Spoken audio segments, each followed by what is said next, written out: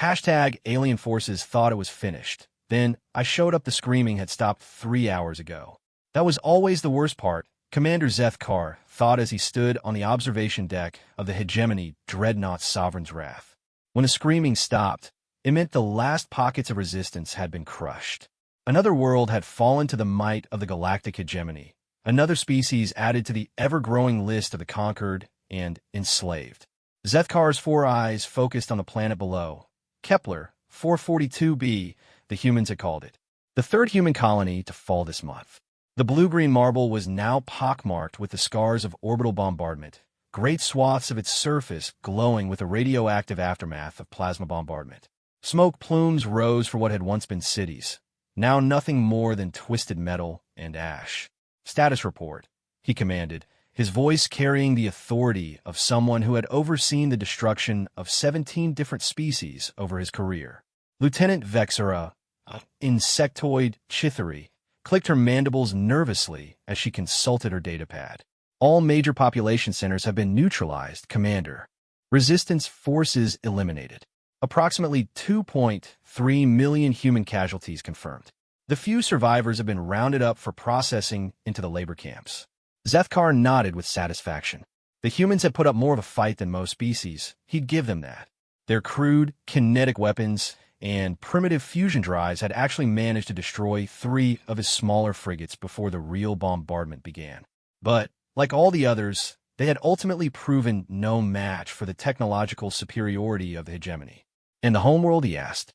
"Earth continues to hold out, sir. Admiral Thekmar reports that their orbital defense platforms are proving surprisingly resilient. But it's only a matter of time. Our projections show complete pacification within the next standard month." The commander's primary set of eyes narrowed. The humans' homeworld had indeed been more stubborn than anticipated. Most species surrendered once they witnessed the destruction of their colonies, but these humans seemed to grow more determined with each defeat. It was both admirable and foolish.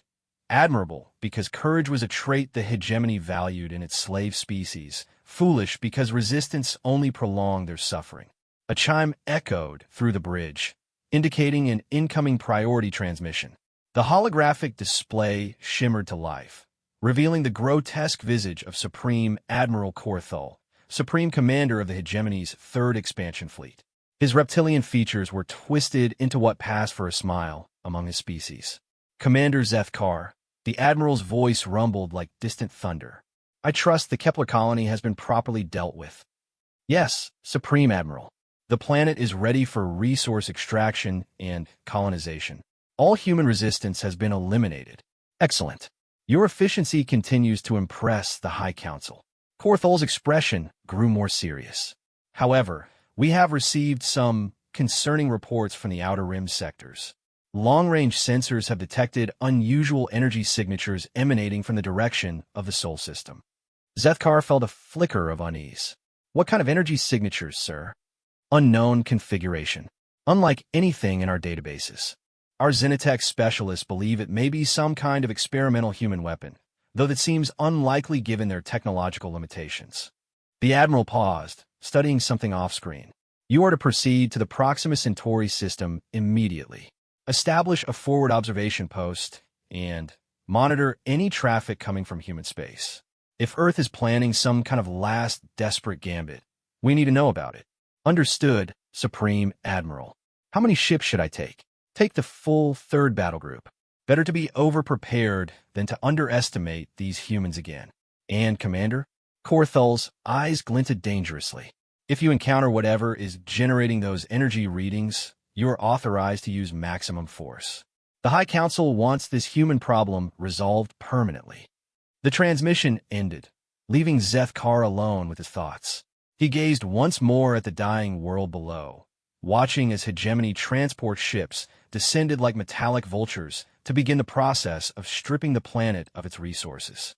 Soon, nothing would remain to indicate that humans had ever lived here. But those energy signatures troubled him.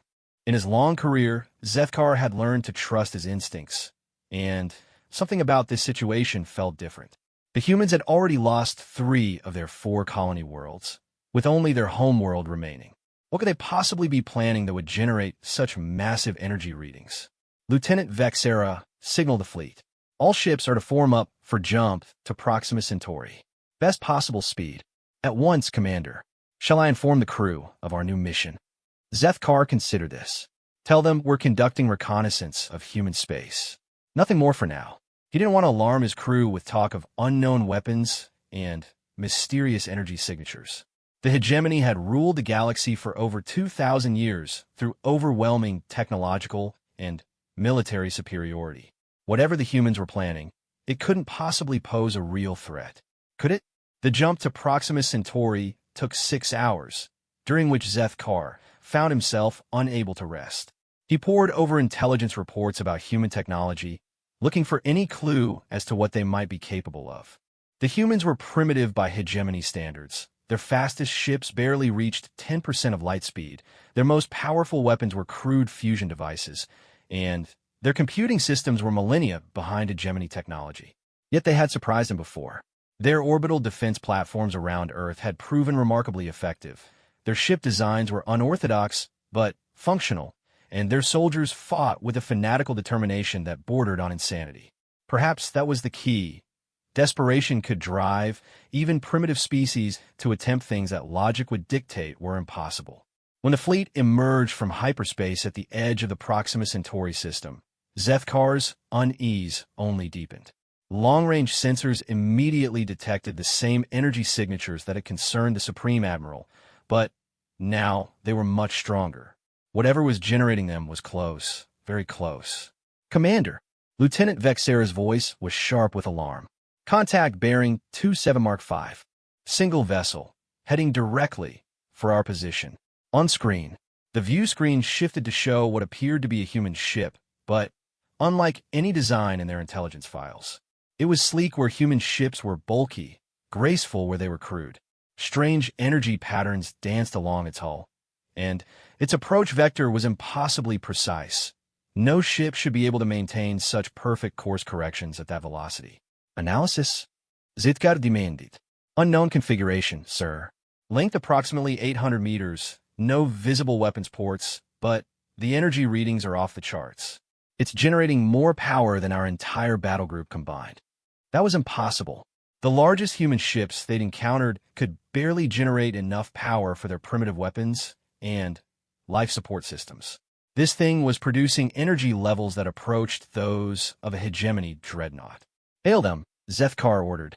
Static filled the communication channel for a moment before a human voice responded. It was calm, almost conversational, not at all what Zethkar had expected from a representative of a dying species. This is Captain Sarachun of the UEF vessel Retribution. You are trespassing in human space. Withdraw immediately or face the consequences. Zethkar almost laughed. A single human ship, outnumbered 40-1, was demanding that the hegemony withdraw.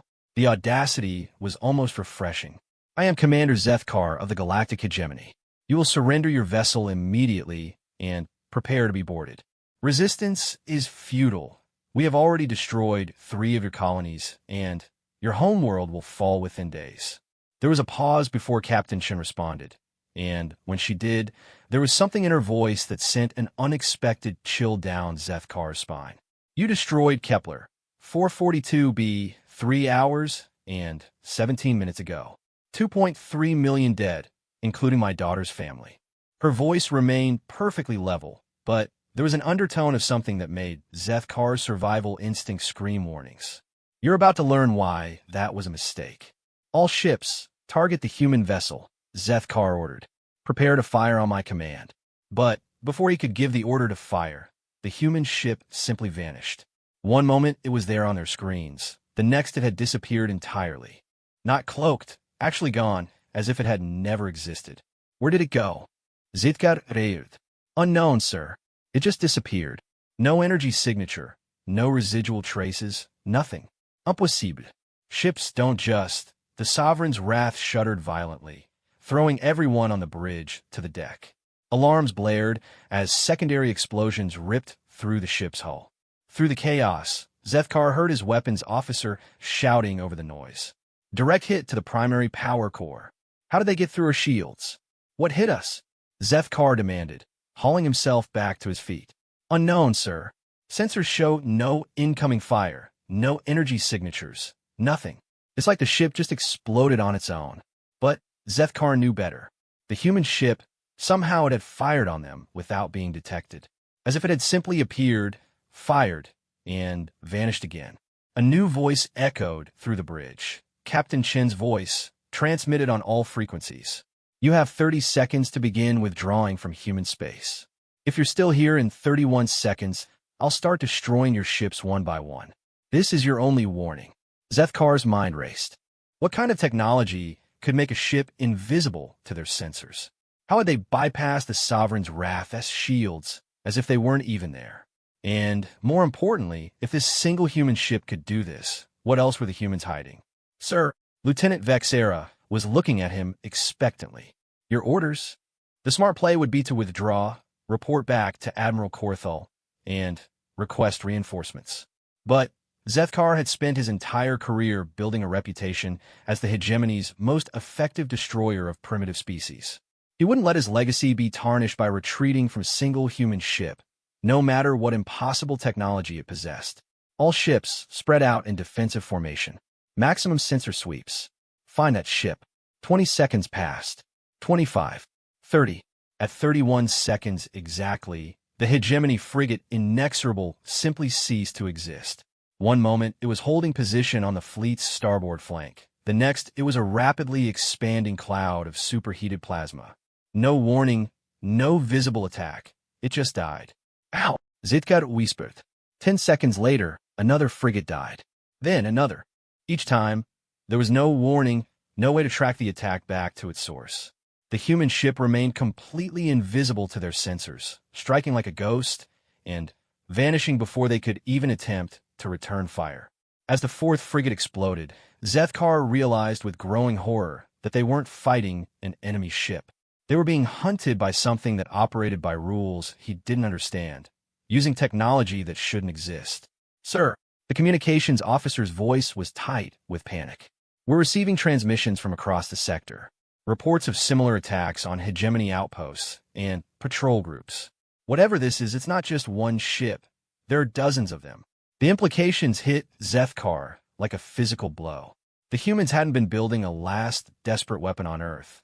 They'd been building a fleet of invisible ships that could appear anywhere, strike without warning, and vanish before retaliation was possible.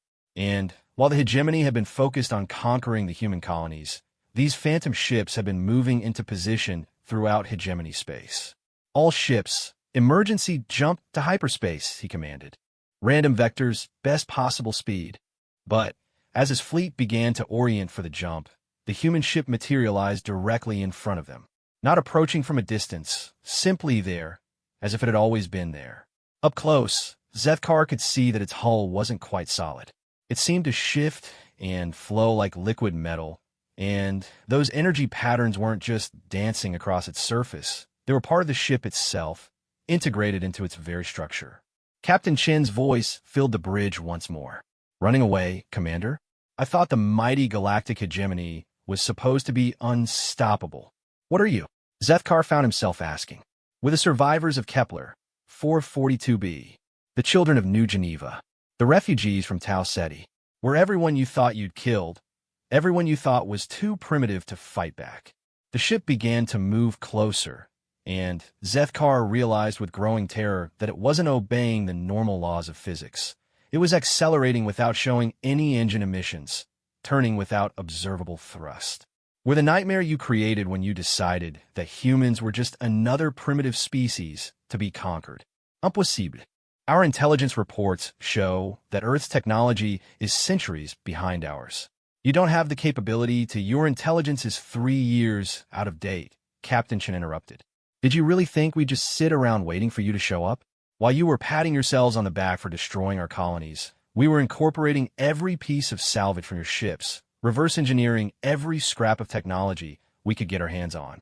We've been learning, adapting, improving. The human ship was now close enough that Zethkar could make out details of its construction. The hull wasn't metal.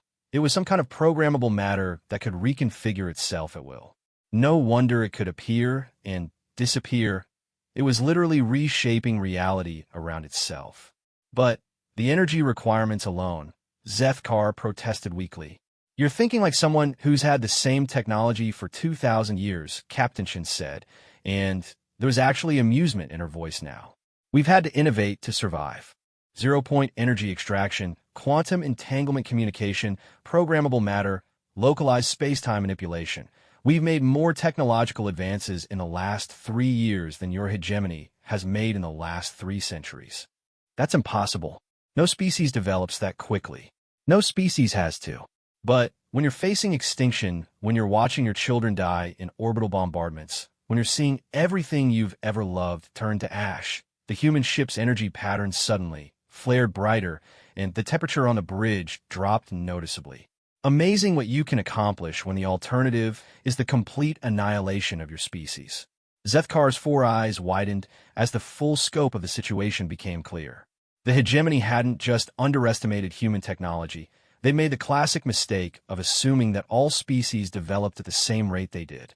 The hegemony had become comfortable, complacent, their technology advancing at a glacial pace because they had no real threats to face. But humans were different. They were adaptable, innovative, capable of making massive technological leaps when forced to. And the hegemony had given them the ultimate motivation, the imminent destruction of their species. What do you want? Zethkar asked. Simple. You're going to send a message to your High Council. Tell them that humanity is no longer interested in being conquered. Tell them that Earth is now off limits, and that any hegemony forces found in human space will be destroyed without warning. The High Council will never accept such terms. You're just one species. We were just one species, Captain Shin corrected. But we've been busy making friends. The Valaxians you conquered 50 years ago, they're with us now. The Draknari from the Outer Rim, they've joined our alliance. It turns out that when you give people the tools to fight back against their oppressors, they're very eager to do so. The implications were staggering. If the humans had truly managed to unite the conquered species, if they'd shared their technology with them. You're talking about a galaxy-wide rebellion, Zethkar said. We're talking about freedom, Captain Shin replied. Something your hegemony seems to have forgotten the meaning of. Now, are you going to deliver our message, or do I need to send it myself by decorating this system with the wreckage of your fleet? Commander Zethkar looked around his bridge at the faces of his crew. He saw fear there, yes, but also something else, doubt. For the first time in their lives, his officers were seeing the mighty galactic hegemony faced with an enemy they couldn't simply overwhelm with superior numbers and technology. And if he was being honest with himself, Zethkar was feeling that same doubt. In less than an hour, this single human ship had demonstrated technological capabilities that exceeded anything in the hegemony's arsenal. If there were truly dozens or hundreds of such ships, if they'd really managed to unite the conquered species. I'll deliver your message, he said finally. Good. You have 1 week to begin withdrawing from human space. After that, we start hunting your fleets down one by one. The human ship began to fade from view again, but Captain Chin's voice remained clear. Oh, and Commander, if I were you, I'd start looking for a new job.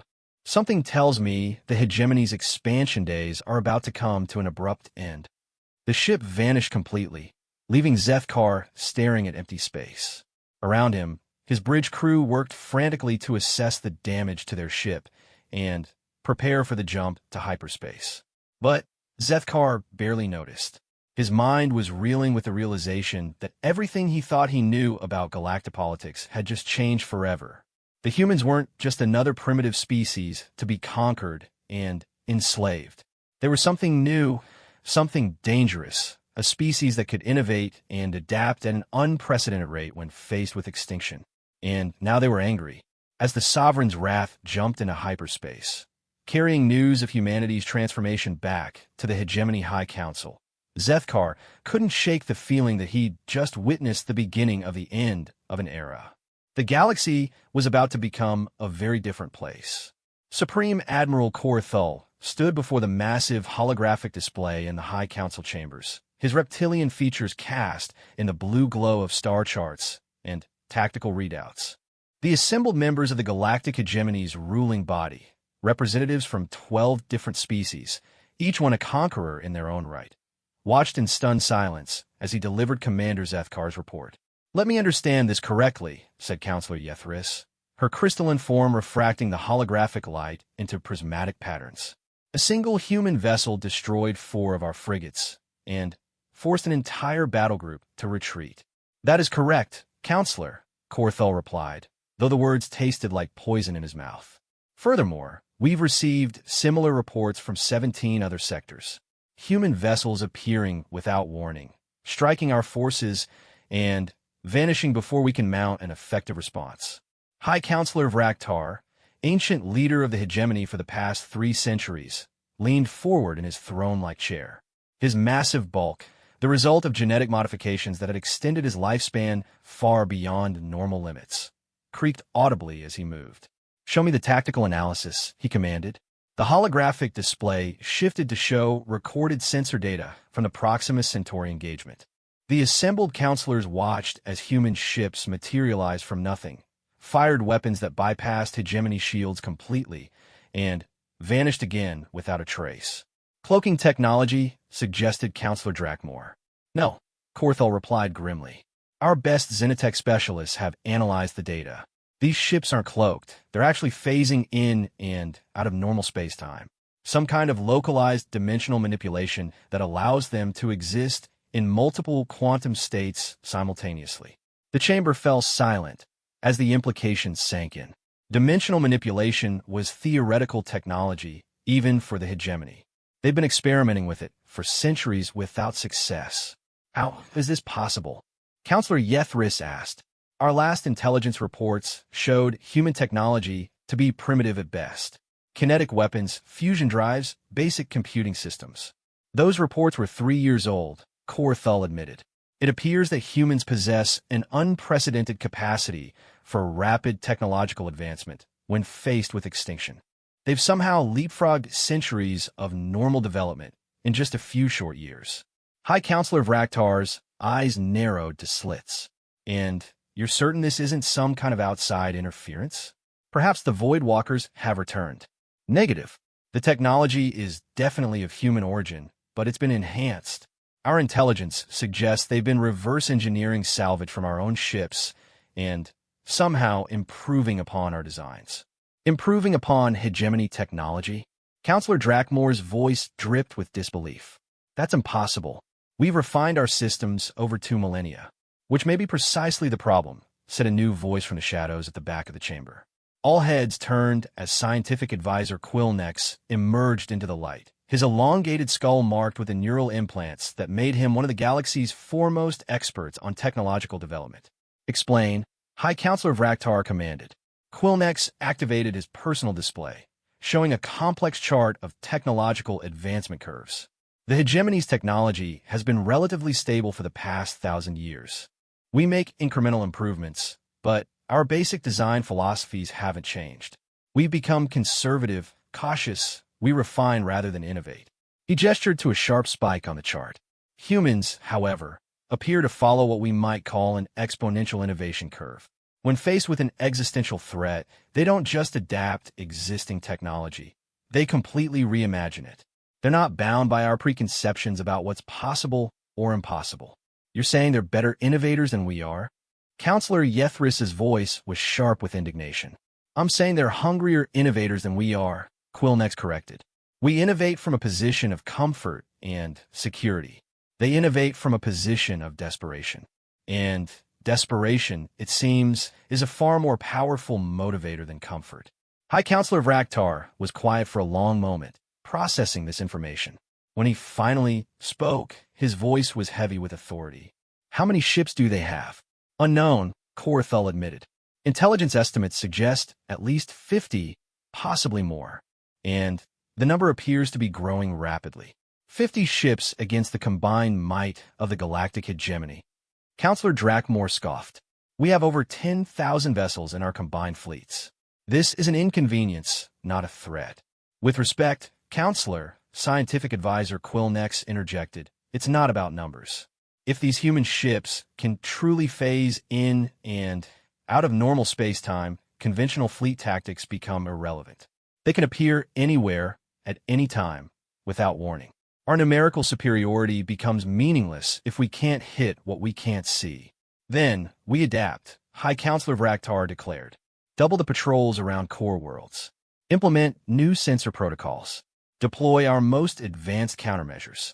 I've already initiated those protocols, Core Thul replied. But there's another problem. The humans claim to have formed an alliance with conquered species throughout the galaxy. If they're sharing their technology. Impossible, Counselor Yethris said immediately.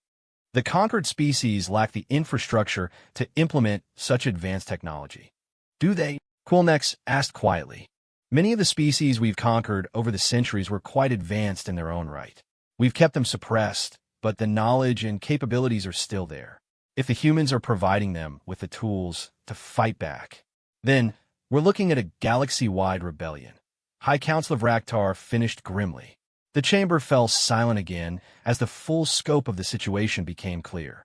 For 2,000 years, the galactic hegemony had maintained control through overwhelming technological and military superiority. But if that superiority was no longer absolute, what are your recommendations? The High Counselor asked. Supreme Admiral Core Thul straightened to his full imposing height. We crush them before they can spread their influence further. Mass our entire fleet and launch a direct assault on Earth. Once we destroy their homeworld, the rebellion will collapse. And if they have ships stationed throughout our territory? Quilnex asked. If they've already distributed their technology to the conquered species? Attacking Earth might trigger the very galaxy-wide rebellion we're trying to prevent. Then, what do you suggest? Coensler Drakmur snapped. That we negotiate with these primitives? Perhaps, Quilnex said calmly. Or perhaps we need to reconsider our entire approach to galactic governance. The chamber erupted in angry voices as the counselors began arguing among themselves. High Counselor Vraktar allowed it to continue for several minutes before raising his hand for silence. Enough, he commanded. Supreme Admiral, you will implement enhanced security protocols throughout hegemony space. Scientific Advisor, you will begin immediate research into countermeasures for this dimensional phasing technology. As for the rest of you, his gaze swept across the assembled counselors. We will not negotiate with rebellious primitives. The galactic hegemony has ruled this galaxy for 2 millennia, and we will continue to rule it for 2 millennia more. But even as he spoke the words, High Counselor Vraktar felt a nagging doubt in the back of his mind. In all his centuries of rule, he had never encountered a challenge quite like this. The humans weren't just another species to be conquered. They were something new, something that didn't fit into the hegemony's understanding of how galactic politics worked. 3 days later, those doubts would prove prophetic. Commander Zethkar was reviewing patrol schedules in his ready room aboard the newly repaired Sovereign's Wrath when the first reports started coming in. The hegemony mining station at Regulus Prime had gone silent. Then, the forward base at Wolf 359. Then the entire 3rd Patrol Squadron, which had been conducting routine patrols near the Vega system. Within 6 hours, 17 hegemony installations had either been destroyed or simply vanished from all sensor networks. The attacks followed no discernible pattern. They struck randomly across 1,000 light-years of space, each one precise and devastating. But it was the message that arrived 12 hours later that truly shook the foundations of the hegemony. The transmission came through on all frequencies simultaneously, overriding every communication system in hegemony space. The image that appeared on screens throughout the galaxy was that of a human female, middle-aged with graying hair and eyes that held depths of determination that made even hardened hegemony veterans uncomfortable. I am Admiral Sarah Chun of the United Earth Federation and the Free Species Alliance, she began, her voice carrying clearly across vast distances. Yesterday, your High Council was given an ultimatum. You were told to begin withdrawing from human space within 1 week, or face the consequences. The image shifted to show tactical displays of the destroyed hegemony installations. These are the consequences. Every mining station, every forward base, every patrol ship you have in human space is now a legitimate target. This is not a negotiation. It is a statement of fact. Admiral Chen's expression hardened. For 2,000 years, your hegemony has spread across the galaxy like a plague, conquering and enslaving every species you encounter. You've turned entire civilizations into nothing more than sources of labor and resources. You've committed genocide on a scale that defies comprehension. The display changed again, showing images of hegemony labor camps, of conquered worlds stripped bare of resources, of billions of beings living in bondage. But that ends now. The Free Species Alliance represents over 40 different civilizations, all united by a simple principle: the right to exist free from oppression. Commander Zethkar felt his blood run cold as he realized the implications. 40 civilizations. If the humans had truly managed to unite that many conquered species, if they'd shared their technology with all of them. You have 5 days to begin withdrawing your forces from Alliance space, Admiral Chen continued. Any hegemony vessel found within our borders after that deadline will be destroyed without warning. Any attempt to reinforce your positions will be met with immediate retaliation. The transmission began to conclude, but Admiral Chen's final words would haunt the dreams of every hegemony officer who heard them. You thought we were finished. You thought you had won. You were wrong. Her eyes seemed to look directly through the screen at each individual viewer. We are humanity. We're the species that climbed out of caves and reached for the stars.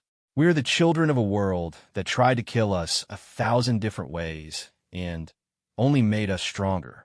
And now, thanks to you, we're very, very angry. The transmission ended, leaving Commander Zethkar staring at a blank screen. Around him, the bridge crew worked in stunned silence, processing what they had just witnessed. Sir, Lieutenant Vexera's voice was barely a whisper. What are your orders?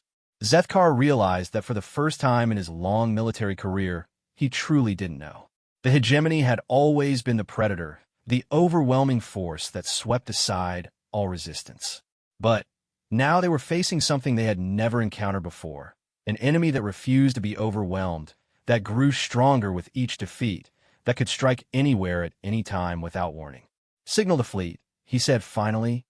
All ships are to maintain maximum alert status.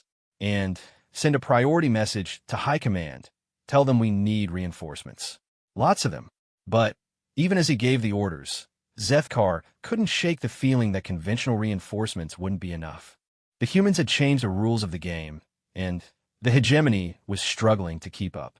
Across the galaxy, similar scenes were playing out on hegemony ships and bases. Officers who had spent their entire careers as part of the galaxy's dominant military force were suddenly faced with an enemy that operated by rules they didn't understand. And in the depths of space, hidden by technology that bent reality itself, human ships continued their invisible patrols, waiting for the deadline to expire. The countdown to war had begun. The hegemony's response came exactly 4 days after Admiral Chen's ultimatum expired, and it came with the fury of an empire that had never been successfully challenged. Over 3,000 ships, the largest fleet ever assembled in galactic history, dropped out of hyperspace at the edge of the Sol system. Massive dreadnoughts whose hulls could withstand the explosion of small stars, carrier vessels that housed thousands of fighter craft, and planet-killer weapons capable of reducing entire worlds to cosmic dust. The fleet stretched across space for millions of kilometers, a display of military might designed to crush any resistance through sheer overwhelming force. Supreme Admiral Korthal stood on the bridge of his flagship, the super dreadnought Eternal Dominion, watching as his forces deployed into battle formation. Around him, holographic displays showed the tactical situation. Earth's orbital defense platforms coming online, human ships moving to intercept positions, the inner planets hastily being evacuated. All ships report ready for battle, announced Fleet Captain Jexthor. Shall we begin the bombardment? Korthal nodded grimly. Signal all vessels.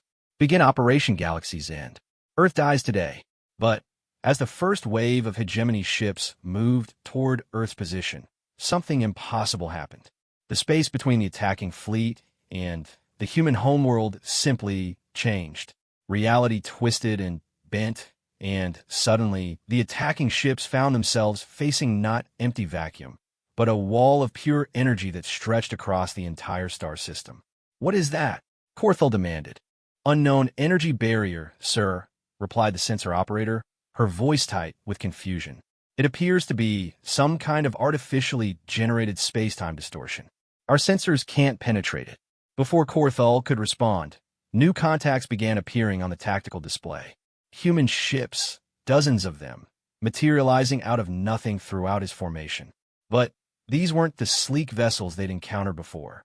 These ships were massive, easily matching his dreadnoughts in size, and their hulls rippled with the same impossible energy patterns that had characterized the smaller craft.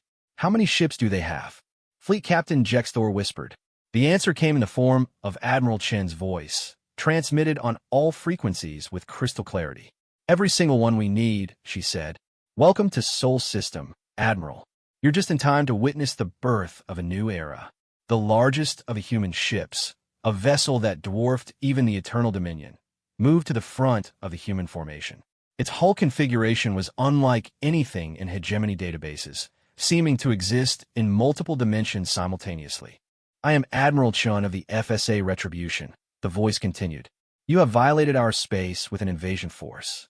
Under the laws of the Free Species Alliance, this constitutes an act of war. Your laws mean nothing to us, Korthal transmitted back. The galactic hegemony recognizes no authority but its own. Surrender now, and we will make your deaths quick. There was a pause, and when Admiral Chen spoke again, there was something in her voice that made even the veteran hegemony officers nervous. Admiral, do you know what happens when you back a human into a corner? Enlighten me. We get creative. The human ships attacked without warning, but not in any way the hegemony forces had expected. Instead of firing conventional weapons, they began to manipulate space-time itself. Gravity wells appeared throughout the hegemony formation, crushing ships like tin cans. Reality tiers opened, swallowing entire squadrons into dimensional voids. Some vessels simply ceased to exist, wiped from reality as if they had never been built. Impossible, Korthal breathed, watching as a supposedly invincible fleet was torn apart by forces that shouldn't exist. No species has this level of technological capability. Return fire. Fleet Captain Jexthor ordered. All ships, engage the human vessels. The hegemony fleet opened up with everything they had. Plasma cannons that could melt through planetary crust, fusion missiles that burned with the heat of newborn stars, particle beams that could punch through a moon. The concentrated firepower of 3,000 ships focused on the human fleet should have been enough to destroy anything in the galaxy.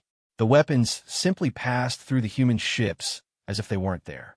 Our weapons aren't registering any hits, reported the tactical officer. It's like they're firing at ghosts. Their phase shifted, scientific advisor Quillnex said from his position at the science station. Existing in a quantum superposition that allows them to be solid when attacking, but intangible when being attacked. How do we fight something like that? Jexthor demanded. Before anyone could answer, new contacts began appearing on long-range sensors. Ships were dropping out of hyperspace throughout the system. Not human ships, but vessels from dozens of different species. The conquered races of the Outer Rim, the enslaved civilizations of the core worlds, the oppressed peoples of 100 different star systems. And every one of them was armed with human technology. Fleet Admiral, came a transmission from the newcomers. This is General Thakvar of the Draknari Liberation Fleet. By order of the Free Species Alliance, you are commanded to surrender your vessels and prepare to be escorted out of Alliance space. Korthal's 4 eyes widened as he recognized the name. General Thakvar had been one of the hegemony's most effective commanders before his people had been conquered 50 years ago. He'd been presumed dead, killed during the final siege of the Draknari homeworld. Thakvar, you traitor, Korthal snarled. The hegemony gave you purpose, gave your people meaning as part of our empire. The hegemony gave us chains, came the reply. Humanity gave us the key to break them. The assembled Alliance fleet was now larger than Korthal's attack force, and every ship was equipped with the same reality-bending technology that made the human vessels so deadly. Worse, they were positioned throughout the system, cutting off any possibility of retreat. Admiral Chun, Korthal transmitted, this is insanity. Even if you defeat this fleet, the hegemony has thousands more ships. You cannot stand against the combined might of an empire that spans the galaxy. You're right, Admiral Chun replied. We can't stand against the combined might of your empire. That's why we're not going to fight it. The largest human ship moved closer, and Korthal could see that its hull was covered in complex symbols that seemed to shift and move as he watched. "We're going to dismantle it," Admiral Chun continued. "Ship by ship, world by world, system by system. Every conquered species in your empire now has access to Alliance technology. Every slave world now has the tools to fight back. Your ships can't be everywhere at once, Admiral, but ours can." As if to demonstrate the point, reports began flooding in from across hegemony space.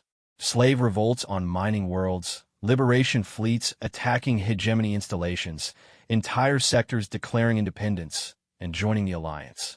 The galaxy-wide rebellion that the High Council had feared was already underway. "Impossible," Korthal repeated, but the word was beginning to lose all meaning. "You keep saying that," Admiral Chen observed, "but you're looking at the evidence with your own eyes. Perhaps it's time to reconsider what's actually possible in this universe." The FSA Retribution moved into close proximity with the Eternal Dominion, and Korthal could see human figures moving behind transparent sections of the hull. They looked so ordinary, so unremarkable. How could such an insignificant-looking species have accomplished all this? "How?" he asked quietly. "You want to know how we did it?" Admiral Chin's image appeared on the main view screen. A middle-aged human female who looked like she could be anyone's grandmother. "It's simple. You taught us that the universe was a hostile place where only the strong survive. You taught us that cooperation was weakness, and that might makes right. You taught us that there was no mercy in the galaxy for those who couldn't defend themselves." Her expression hardened. "So we learned. We adapted. We became exactly what you taught us to be, but we never forgot who we used to be.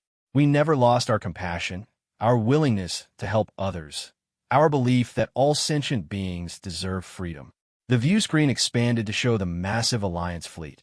Hundreds of ships from dozens of species, all working together with perfect coordination. "That's the difference between us and you, Admiral. You conquer through fear and oppression. We unite through hope and shared purpose. Your empire is held together by chains, but our alliance is held together by choice." Korthal studied the tactical display, looking for some weakness he could exploit, some angle of attack that might turn the tide. But everywhere he looked, he saw only the evidence of his own failure. The hegemony fleet was surrounded, outgunned, and facing technology they couldn't even comprehend, let alone counter. "What are your terms?" he asked finally. "Unconditional surrender of all forces in this system. You will return to hegemony space and deliver a message to your High Council. The Free Species Alliance is no longer interested in coexistence with an empire built on slavery and oppression. Every world you've conquered, every species you've enslaved, every person you've brutalized, they all have a choice now." Admiral Chin's voice took on a tone of absolute finality. "Join us and be free, or stand with the hegemony and face the consequences. And if the High Council refuses, then we'll finish what you started when you decided to attack our colonies. We'll hunt down every hegemony ship, liberate every conquered world, and dismantle your empire piece by piece until nothing remains but a cautionary tale about what happens when you mistake cruelty for strength." The bridge of the Eternal Dominion fell silent as the implications sank in. For 2,000 years, the galactic hegemony had been the dominant force in the galaxy, shaping the political landscape through military might and technological superiority. But in the space of a few short months, everything had changed. "Fleet Admiral," Fleet Captain Jex Thor said quietly. "Your orders?" Korthal looked around at his bridge crew, seeing the same realization in their eyes that he felt in his heart. They were no longer the hunters, they were the hunted. The age of hegemony dominance was over, ended not by superior military force, but by something far more dangerous, an idea. The idea that freedom was worth fighting for, that cooperation could triumph over oppression, that even the mightiest empire could fall if enough people decided it was time for change. "Signal the fleet," he said heavily. "Stand down all weapons. Prepare to withdraw from the Sol system." As the massive hegemony fleet began to disengage and form up for the journey home, Korthal couldn't help but wonder what he would tell the High Council. How do you explain to rulers who have never known defeat that their empire, built over 2 millennia of conquest, was crumbling around them. More importantly, how do you explain that it was crumbling not because of superior force, but because of something as simple and powerful as the human belief that everyone deserved to be free? As the Eternal Dominion jumped into hyperspace, carrying news of the Alliance's birth back to the hegemony capital, Admiral Chun stood on the bridge of her flagship, watching the stars wheel past. Around her, officers from a dozen different species worked side by side, united by a common purpose. The war was far from over. The hegemony would not accept defeat easily, and the costs in lives and resources would be enormous. But for the first time since the alien invasion had begun, humanity and their allies held the initiative, and that made all the difference. The hegemony capital world of Nexus Prime had never known the sound of emergency alarms. For 2,000 years, it had stood as the untouchable center of galactic power, its massive orbital stations and planetary defense grids protecting the seat of Empire from any conceivable threat. That changed when the first Alliance ships appeared in the outer system. High Counselor Vraktar stood in the emergency command center deep beneath the planet's surface, watching in disbelief as the tactical displays showed impossible readings. Ships were materializing throughout the Nexus system, not dozens but hundreds. Vessels from every species the hegemony had ever conquered, all equipped with the reality-bending technology that had made them unstoppable. How did they get past our perimeter defenses? He demanded. They didn't get past them, replied Defense Coordinator Hexnell, her voice tight with fear. They simply appeared inside our defensive perimeter. Our sensors detected no hyperspace signatures, no gravitational distortions, nothing. One moment space was empty. The next it was filled with enemy ships. Supreme Admiral Korthal, freshly returned from his humiliating defeat at Sol, stepped forward. His usually immaculate uniform was wrinkled, and his reptilian features showed signs of strain that spoke to sleepless cycles of worry. High Counselor, with respect, we need to evacuate the Council immediately. The Alliance has demonstrated that they can appear anywhere at any time. Nexus Prime is no longer safe. Evacuate. Vraktar's voice rose to a roar. This is the capital of the greatest empire in galactic history. We do not flee from rebellious primitives. These are not primitives, Korthal said quietly. I've seen what they're capable of. They've somehow learned to manipulate the fundamental forces of reality itself. Our weapons can't touch them, our shields can't stop them, and our sensors can't track them. We are fighting an enemy that operates by completely different rules. Before Vraktar could respond, the chamber's communication system activated, and Admiral Chen's voice filled the room. High Counselor Vraktar, this is Admiral Sarah Chun of the Free Species Alliance. I'm speaking to you from the bridge of my flagship, currently positioned approximately 1,000 kilometers above your capital city. The tactical display shifted to show a massive ship hanging in space directly over the planetary capital, its hull rippling with energy patterns that hurt to look at directly. Impossible, Vraktar Vispirit. Our orbital defense platforms would have destroyed any ship that got that close. Your orbital defense platforms are still there, Admiral Chin continued, as if she could hear his thoughts. We simply chose not to interact with them. The advantages of existing in multiple dimensions simultaneously. The display changed again, showing the full extent of the Alliance fleet.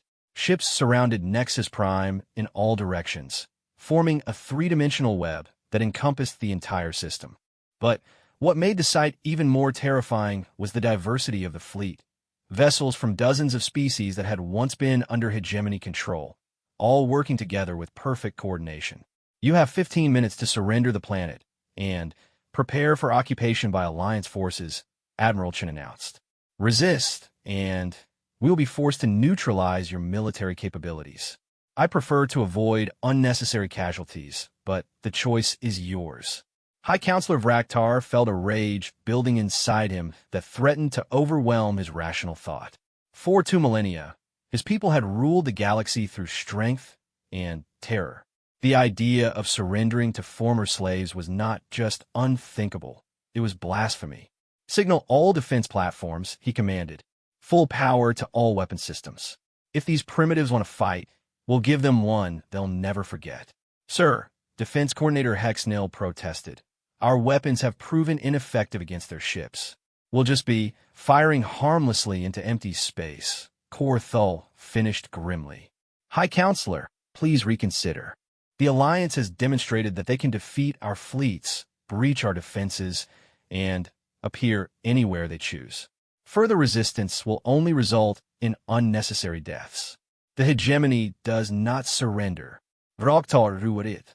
Fire all weapons. The orbital defense platforms of Nexus Prime represented the pinnacle of hegemony military technology. Massive structures the size of small moons, each one armed with weapons capable of destroying entire fleets. When they fired simultaneously, the combined energy output was enough to sterilize the surface of a planet.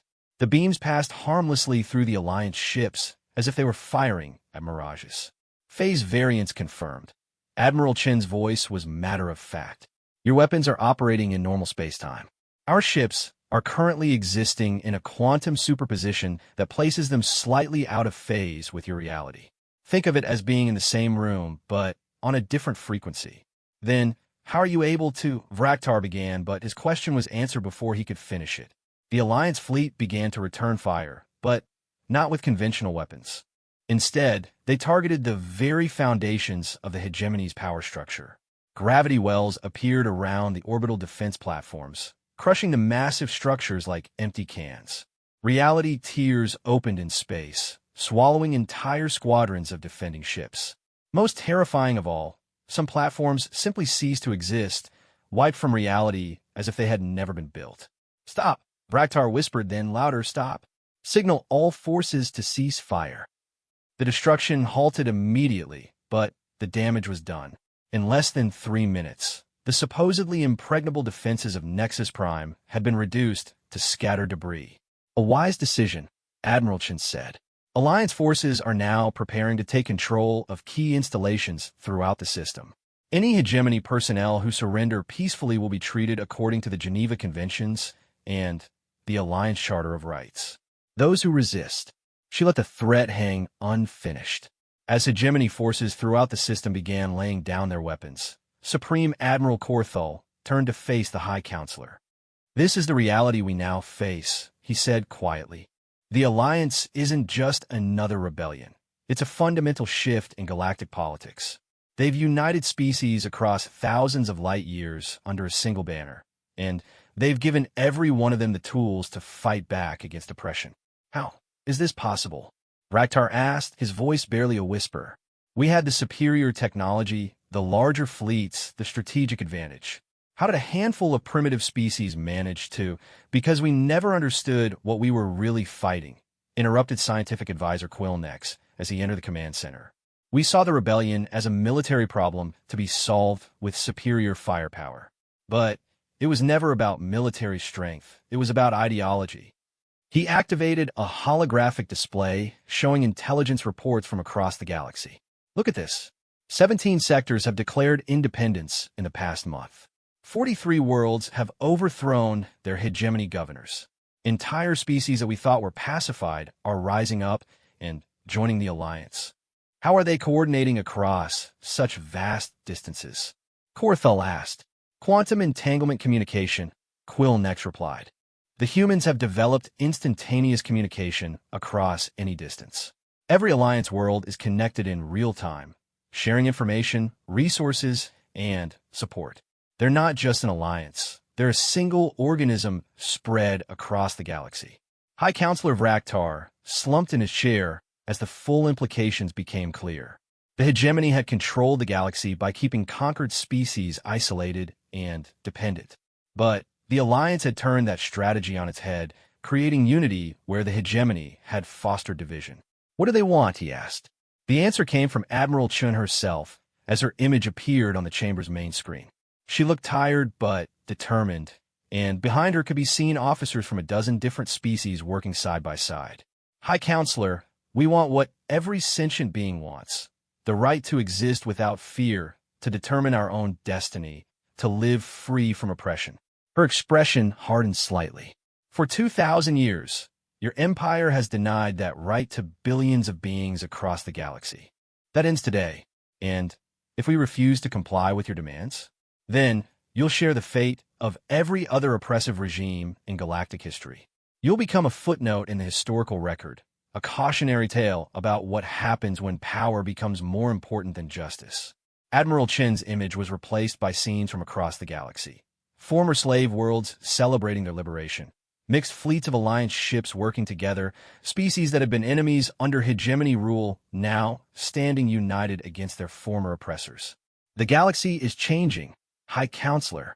You can either change with it or be left behind. The transmission ended, leaving the command center in silence. Around Raktar, his advisors and officers waited for orders that he wasn't sure how to give. For the first time in his long life, the leader of the galactic hegemony felt truly helpless. Sir, Defense Coordinator Hex Nil prompted gently. What are your orders? Raktar looked around at the faces surrounding him. Faces that had always looked to him for strength, for certainty, for the unwavering conviction that the hegemony's way was the right way. But now he saw doubt, fear, and the growing realization that their old certainties no longer applied. Signal all hegemony forces, he said finally, his voice heavy with defeat. Lay down arms and prepare for alliance occupation. Offer no resistance. The words felt like poison in his mouth, but Raktar knew they were the only option left. The age of the galactic hegemony was over, ended not by superior force, but by something far more powerful, the simple, irresistible idea that freedom was a right, not a privilege. As alliance forces began landing on Nexus Prime, bringing with them the promise of a new order, the former rulers of the galaxy could only watch and wonder how they had failed to see this coming. The answer was simple, though none of them would ever truly understand it. They had ruled through fear and oppression, never realizing that they were creating the very thing that would ultimately destroy them. A galaxy full of people who had nothing left to lose and everything to gain by fighting for their freedom. And when humanity had shown them that freedom was not just possible, but achievable, they had chosen to fight for it with a determination that no empire, no matter how mighty, could ultimately withstand. In the end, the galactic hegemony fell not because it was weak, but because it had never understood that true strength comes not from the ability to conquer others, but from the willingness to stand together as equals. The galaxy would never be the same again.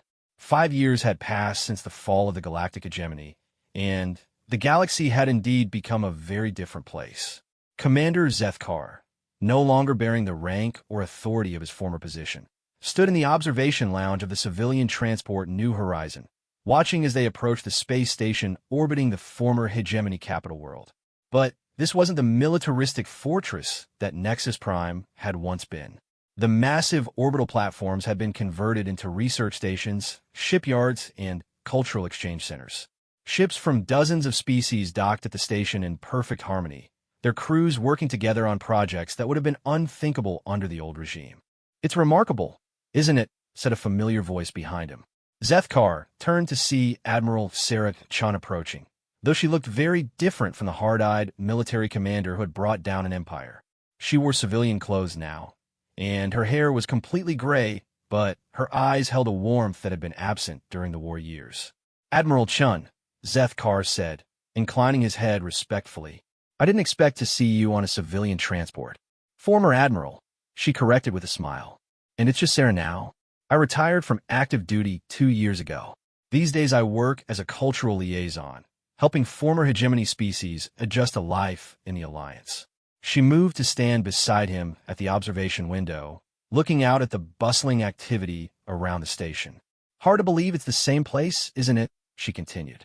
5 years ago, this was the heart of an oppressive empire.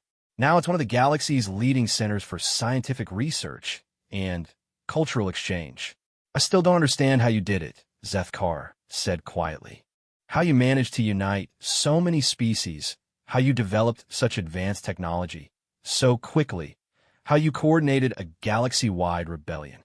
Sarah was quiet for a moment, considering her words carefully.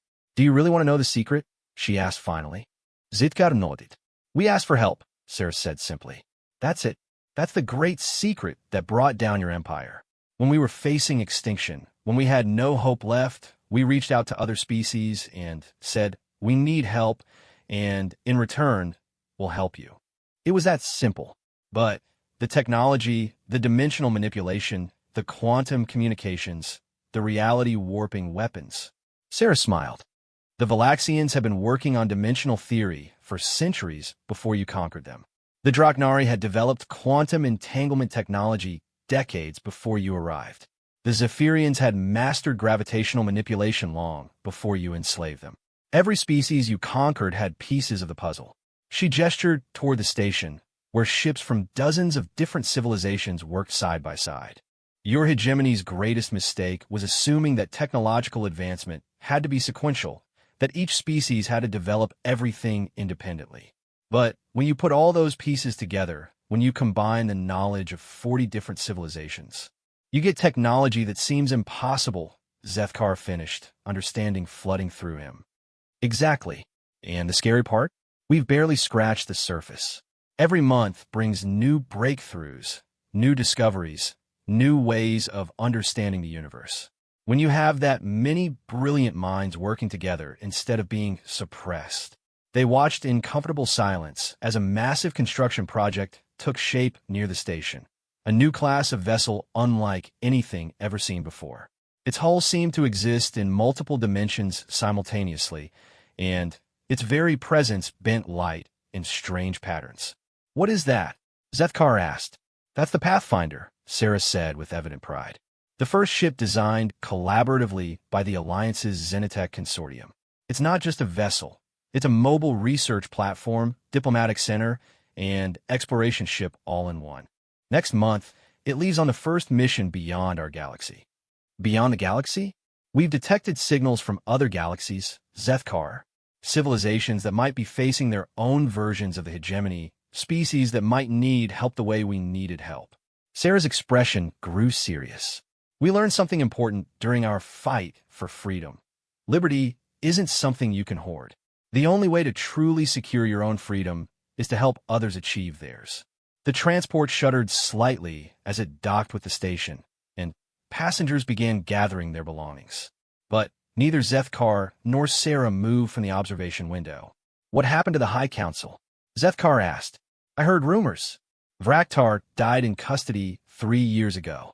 Natural causes, he was very old, and I think the shock of losing his empire broke something inside him. The others are still alive, most of them working on reconstruction projects. Korthal actually heads up one of our Xenotech research teams now. And you let them do that? After everything they did? Sarah turned to face him directly, and Zethkar was surprised to see compassion in her eyes. Zethkar, do you know what revenge looks like? It looks like becoming exactly what you're fighting against. We could have executed every hegemony leader, enslaved every hegemony world, made them suffer the way they made others suffer. But then we would have just been another oppressive empire wearing a different flag. She gestured toward the station again, where beings from species that had once been mortal enemies worked side by side. True victory isn't defeating your enemies, it's turning them into friends. It's creating a galaxy where the things that led to the hegemony's rise can never happen again. But surely some of them deserved punishment for their crimes. Oh, they're being punished, Sarah said with a slight smile. They have to live in a galaxy where everything they believed about strength and power and domination has been proven wrong. They have to watch former slaves building something better than they ever could. They have to see species they considered primitive achieving things their empire never dreamed of. She paused, studying Zethkar's expression. Speaking of which, what are you doing here? Last I heard, you'd retired to a farming colony in the Outer Rim. I did, Zethkar confirmed. But I received an invitation to attend the memorial service. I wasn't sure I should come, but you needed to see it for yourself, Sarah finished. I understand. Today marks 5 years since the liberation of Nexus Prime. It's a day to remember all the beings who died under the hegemony's rule, and to recommit ourselves to making sure it never happens again. As if summoned by her words, the station's communication system activated, and a voice spoke in the common galactic tongue, a language that had evolved naturally over the past 5 years as species worked more closely together.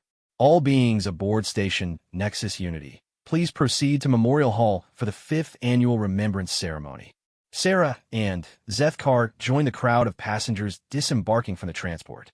As they walked through the station's corridors, Zethkar was struck by how different everything looked from the sterile, militaristic design of the old hegemony installations. The walls were covered with art from dozens of different cultures, and everywhere he looked he saw beings from different species talking, laughing, working together. Memorial Hall turned out to be a massive chamber at the heart of the station, its walls lined with the names of every being who had died under hegemony rule. The list was staggering, billions upon billions of names, representing the cost of 2 millennia of oppression. But what struck Zethkar most was that scattered throughout the memorial were names he recognized, hegemony soldiers and officers who had died during the liberation wars. Enemy dead, honored alongside the very people they had once oppressed. Even us, he asked quietly. Especially you, Sarah replied. Most hegemony soldiers were just following orders, doing what they'd been taught was right.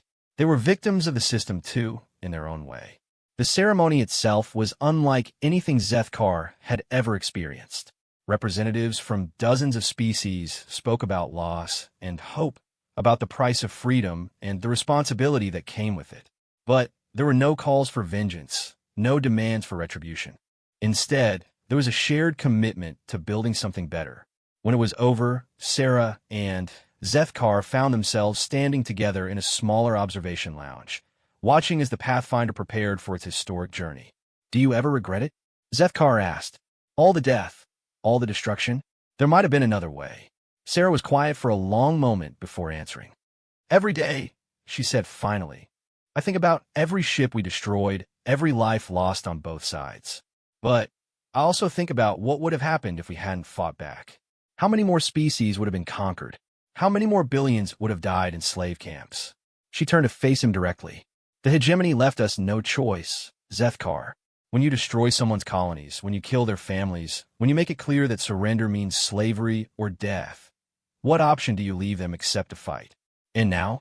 Now we have choices. Now every species in the galaxy has the right to determine its own destiny. Is it perfect? No. Are there still conflicts, still problems to solve? Absolutely. But their problems were solving together as equals. The Pathfinder began to move away from the station, its exotic engines creating patterns of light that were beautiful to behold. As it reached a safe distance, space itself seemed to fold around the massive vessel, and then it was gone, on its way to carry the message of freedom to other galaxies. What will you do now? Sarah asked. I don't know, Zethkar admitted. I've spent my entire life as a soldier, and now there are no more wars to fight. There are always wars to fight, Sarah corrected gently. Wars against poverty, against ignorance, against fear. The difference is that now we're fighting them together instead of fighting each other. She handed him a small device, a data pad containing information about various alliance programs. If you're interested, we could use someone with your experience on the Cultural Integration Committee. Help former hegemony worlds transition to alliance membership. It's not as exciting as commanding a starship, but it's important work. Zethkar accepted the pad, scrolling through the information. Programs to help conquered species reclaim their cultural heritage. Projects to spread education and technology to underdeveloped worlds. Missions to explore new regions of space and make contact with previously unknown civilizations. You're really serious about this, aren't you? He said. About creating a galaxy where everyone is free. More serious than you can imagine, Sarah replied. Because we've learned something that your empire never understood. Freedom isn't a zero-sum game. My freedom doesn't diminish yours. When everyone is free, everyone benefits. As they stood there, watching ships from a dozen different species work together in perfect harmony, Zethkar felt something he hadn't experienced in years, hope. For the first time since the fall of the hegemony, he could envision a future that was better than the past. A galaxy where strength was measured not by the ability to conquer others, but by the willingness to help them flourish. A civilization built on cooperation rather than domination, on shared purpose rather than imposed order. It wouldn't be easy. There would be setbacks, conflicts, moments when the old ways seemed simpler and more attractive. But as he looked around at the former capital of the galaxy's most oppressive empire, now transformed into a beacon of hope and cooperation, Zethkar knew that humanity had given the galaxy something precious. They had given them all a chance to be better than they had ever been before. And perhaps he thought as he watched the stars will pass the observation window. That was the most human thing of all. The stubborn belief that tomorrow could always be better than today, no matter how dark things seemed. The galaxy had learned that lesson well. Now, it was time to carry that message to the stars beyond.